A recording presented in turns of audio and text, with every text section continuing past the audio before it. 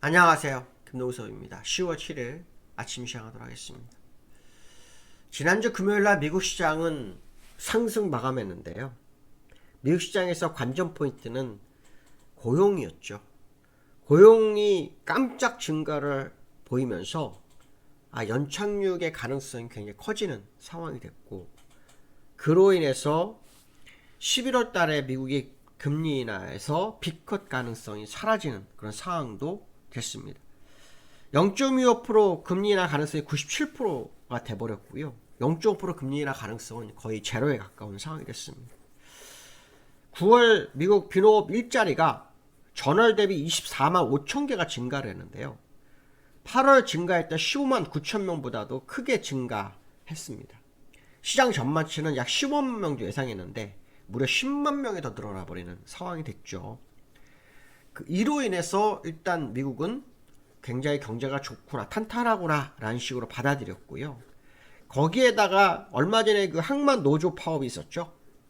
항만 노조 파업이 있었는데 이 파업이 3일 만에 마무리가 됐습니다. 그러면서 투자 심리를 또 회복했죠. 다우도 상승하고 나스닥 1.2% 오르는 상황이었습니다. 시장에 불안한 요소는 딱 하나가 있었습니다. 이스라엘이었는데요. 이란이 얼마 전에 이스라엘에 공격을 했죠. 탄도미사일 공격을 했습니다.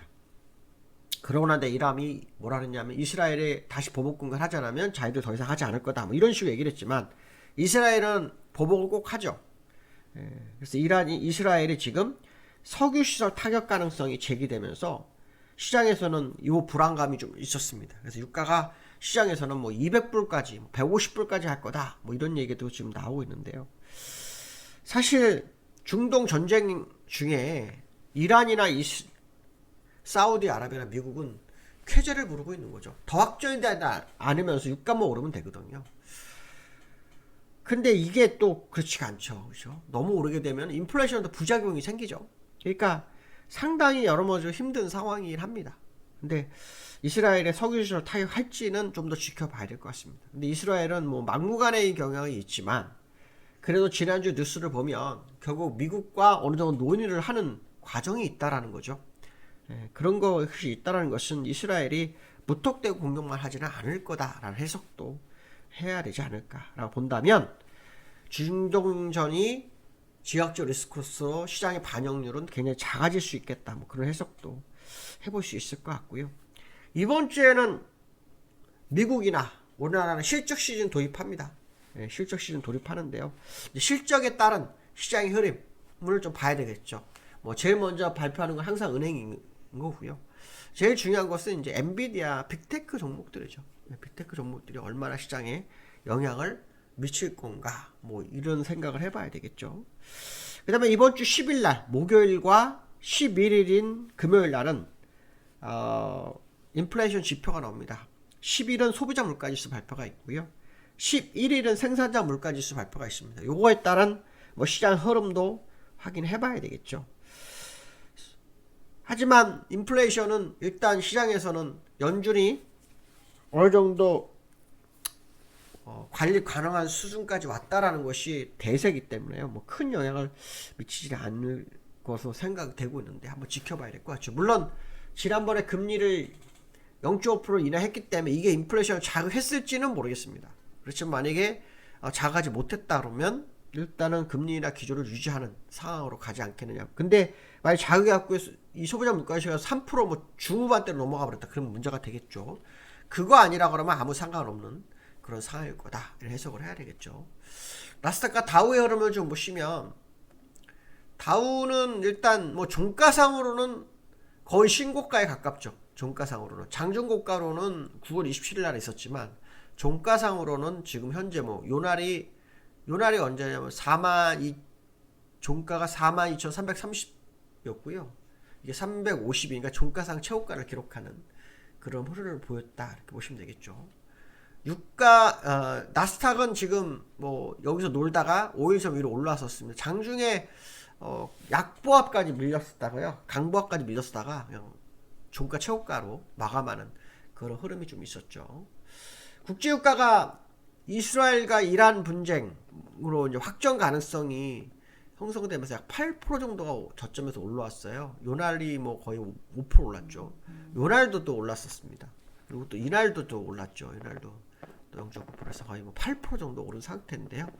여전히 여기를 벗어나지 않으면 뭐 이란이 그러니까 이스라엘이 이란의 석유 시설을 타격한다면 뭐 원유는 엄청 뛰겠죠. 그렇게 되면 이제 인플레이션 문제가 되기 때문에 아마 그거를 또 방어하지 않을까 싶기도 한데요. 어쨌든 그걸 한번 보셔야 될 것 같다. 뭐 이런 말씀 좀 드리고 싶고요. 환율은 뭐 어마어마합니다. 환율은 뭐 금리 인하를 하고 있는 상황 속에도 환율은 엄청 뜁니다. 지난주 금요일 날 1333원에 마감했는데 여기에는 1346원에 마감했습니다. 이거대로로 가면 환율을 요즘 주가가 오르고 환율이 오르면 주가도 오르고 환율이 내리면 주가도 내렸었는데 이거로 보면 주가가 폭등해야 되지 않을까 싶기도 한데요. 뭐가 답인지를 좀 봐야 되겠습니다. 우리나라 뭐 자체적인 문제가 좀 있어서 이 문제들이 해결되지 않으면 쉽지 않죠. 이번 주에 우리나라 시장에서 가장 중요한 것 중에 하나가 11일이죠. 11일. 11일 날 그 금통이 있습니다. 금통이.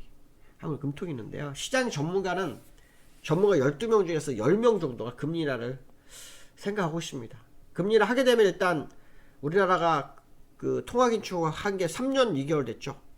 3년 2개월 만에 통화정책이 바뀌는 그런 상황이 될 수 있는데요. 이창용 한은총재 발언을 봐가지고는 금리 인하 할지 좀 애매합니다. 왜냐하면 자꾸 뭐 가계부채, 그렇죠? 집값 뭐 요거 얘기하죠. 그리고 뭐 그 집값 자기 위해서는 뭐 서울대학교도 뭐 보내는 것도 뭐 지역별 안배를 해야 되나 별 얘기 다 하는 상황인데요. 어쨌든 한국은행이 11일날 금리 인하를 한다면 일단 우리나라에 상승 동력이 하나 생기는 거라고 보시면 될 것 같고요. 그 두 번째가 금투세죠. 폐지에 가까운 유예다 뭐 이렇게 해놓고 지금 민주당은 발언 안 하고 있죠. 아무 말 안 하고 있습니다. 그게 우리나라 시장을 이번 주에 어느 정도 바꿔줄지 봐야 되겠죠. 근데 이 금투세는 11월 달에 그 야당 총재의 어떤 뭐 선거하고 맞물려 있어서 시간을 질질 끌지 않을까 뭐 그런 생각도 좀 들기도 하는데요. 어쨌든 정책적인 변수가 시장에 이제 존재하고 있는 상황이기 때문에 이 부분만 조금 서둘러 준다면 우리나라 그동안 소외된 부분 어느 정도 회복하지 않을까 뭐 그런 해석도 해볼 수 있을 것 같고요. 그 다음에 내일 모레 수요일 날이죠. 우리나라 휴장인데 그날 세계 국채 지수라고 WGBI가 있어요. 이게 편입 여부가 발표가 나는데요. 일단 시장에서 안 될 확률도 있습니다. 안 될 확률도 있는데 이게 만약에 되면은 약 500억 달러가 시장에 진입하거든요. 67조 원. 그러면 이제 원달러도 내려오고 뭐 이런 상황도 좀 나올 수 있는 상황입니다. 그래서 이게 될지 안 될지 모르겠지만 FTS에서 원했던 뭐 환율에 대한 부분 뭐 이런 것들 우리나라가 어느 정도 정정을 했기 때문에 약간 가능성을 열어두고 시장에 보는지 완전히 아니단 말을 안 하는 어떤 그 뉴스가 있습니다. 그래서 요것도 이번 주에 이슈. 그래서 우리나라 지금 그 대내적인 이슈가 동시에 있는 한 주입니다. 그래서 좀 그 부분이 있는지. 또 이번 주에 삼성전자 실적 발표가 있습니다. 지금 삼성전자가 뭐 6만 전자 살짝 깨졌었죠. 59,900원까지인가 800원까지 갔다가 올라와서 66,600원, 61,600원인가 아마 됐을 거예요. 66,600원인가 61,600원인가요? 네, 66,600원. 그래서 지금 뭐 시장에서 주말 내놓은 게 뭐 6만원 전자 깨지는 거 아니냐.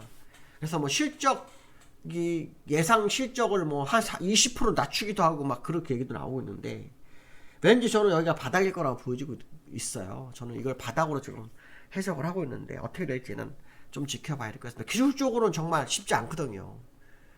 기술적으로 여기서 더 내리기가 만만치 않습니다. 제가 볼 땐 지난주가 마지막으로 물량 훌투기 작업이었을 확률이 높죠. 물론 외국인이 팔았으니까 훌투기라고 아닐 수도 있겠지만 이게 숨어있는 자금들이 있거든요. 그런 부분들을 보면은 지난주가 하락 마무리 국면이 아니었을까 생각 드는데 일단 이번 주에 삼성전자 실적도 발표가 있습니다. 그래서 이번 주가 우리나라도 좀 여러 가지로 분수령이다. 이렇게 봐야 되겠죠. 한 번 더 레벨 다운으로 갈 거냐, 되돌릴 거냐. 특히 이번 주가 또 만기가 있습니다. 만기가 목요일날 만기입니다. 그래서 상당히 부담스러운 한 주가 될 수 있는데 어떻게 될지 봐야 될 것 같습니다. 미국도 소비자 물가 11일이잖아요. 이 10일날 발표가 우리나라는 11일이기 때문에 만기는 또 10일이잖아요. 그래서 모든 뉴스가 11일 금요일날 포인트가 맞춰지고 있어요. 우리나라는요. 그러니까 그 부분도 참 특이한 건데요. 어쨌든 한번 지켜봐야 할 것 같습니다. 물론 세계 지수가 9일날 발표가 되기 때문에 이게 좀 도움이 준다고 모를까. 그렇지 않다 11일에 포인트, 금요일날 포인트가 맞춰지는 부분도 있다라는 해석을 해볼 수 있을 것 같습니다. 오늘 여기까지 하겠습니다. 감사합니다.